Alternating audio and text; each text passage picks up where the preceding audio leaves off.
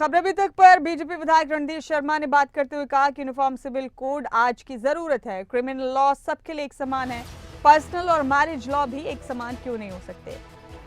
विक्रमादित्य सिंह ने भी ओसीसी का समर्थन किया है, ये कहना है रणधीर शर्मा। बड़ा अपडेट है आपकी टीवी स्क्रीन। पूरे देश में इन दिनों समान नागरिक संहिता को लेकर चर्चा चल रही है और इसमें अलग अलग राजनीतिक दलों की राय भी आ रही है और जो लॉ कमीशन है उसकी तरफ से सुझाव भी लोगों से मांगे गए हैं कि क्या यूसीसी होना चाहिए देश में। इसी विषय पर बातचीत के लिए खबरें अभी तक के साथ भाजपा के प्रदेश मुख्य प्रवक्ता और विधायक रणधीर शर्मा मौजूद हैं, इनसे चर्चा करेंगे। सर, जो यूसीसी को लेकर देश में इस वक्त चर्चा छिड़ी हुई है, अलग अलग राय इसको लेकर आ रही है, लेकिन एक बात जो विपक्षी दल कह रहे हैं कि ये सारा राजनीतिकरण हो रहा है इस पूरे मसले का और चुनावों के वक्त इस तरह के यूसीसी कोड की या बाकी चीज़ों की याद बीजेपी को आती है। इस पर आपका क्या रिएक्शन? देखिए, ये इतना महत्वपूर्ण मसला है कि इसे चुनावों से जोड़ना गलत है। ये देश हित का विषय है। हमारे देश में संविधान के अनुसार जब क्रिमिनल एक्ट सबके लिए एक जैसा है, सिविल एक्ट में भी अनेक प्रावधान जो हैं वो सभी नागरिकों के लिए एक समान है, तो जो पर्सनल लॉज हैं, मैरिज लॉज हैं, वो अलग अलग धर्म के लिए अलग अलग क्यों हों। जब हम इस देश के हर नागरिक को बराबर मानते हैं तो वो पर्सनल लॉ, मैरिज एक्ट भी सभी के लिए एक समान हो, ये इस देश की आवश्यकता है। और मुझे लगता है भारतीय जनता पार्टी की हमारी सरकार इसे करना चाहती है। ये ठीक है कि जब सरकार को लगेगा कि वो इसको पास करवा सकते हैं, लोकसभा नहीं उसके लिए राज्यसभा में भी मेजॉरिटी चाहिए, तब सरकार प्रयास कर रही है कि उसको पारित करवाया जाए। सर, आपको उम्मीद है कि ये पारित हो जाएगा, सभी दलों की राय बना ली जाएगी, या बीजेपी को चाहिए कि सभी दलों को सर्वदलीय बैठक बुला के इस पर कोई चिंतन करें?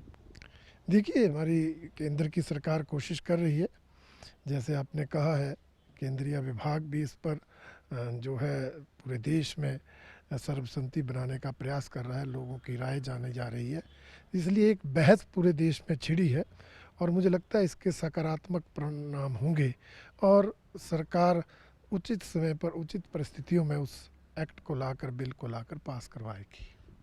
हिमाचल में हमने देखा कि कांग्रेस के हालांकि बाकी नेताओं का भी इस पर कोई रिएक्शन नहीं आया है। विक्रमादित्य सिंह जो कैबिनेट मंत्री हैं, उन्होंने ज़रूर इस पर बात कही कि बढ़ा जा सकता है इस दिशा में, लेकिन राजनीतिकरण इन चीज़ों का नहीं होना चाहिए। नहीं, देखिए, उन्होंने समर्थन किया है, ये उनके अंतरात्मा की आवाज़ है।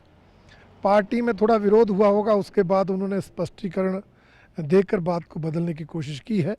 और जैसे मैंने कहा, सरकार को जब लगेगा कि उसको लोकसभा के साथ साथ राज्यसभा से भी पास करवाया जा सकता है, तभी उस बिल को लाया जाएगा, इसीलिए उसके प्रयास किए जा रहे हैं।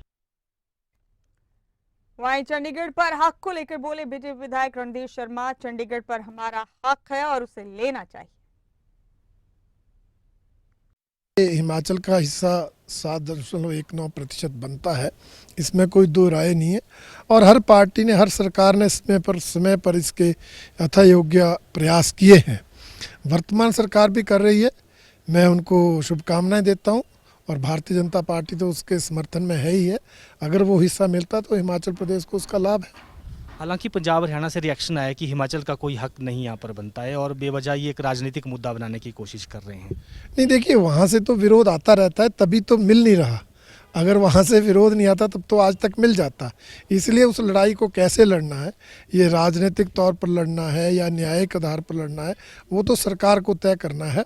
परंतु मुझे लगता है हिमाचल का हिस्सा है और वो हिमाचल को मिलना चाहिए।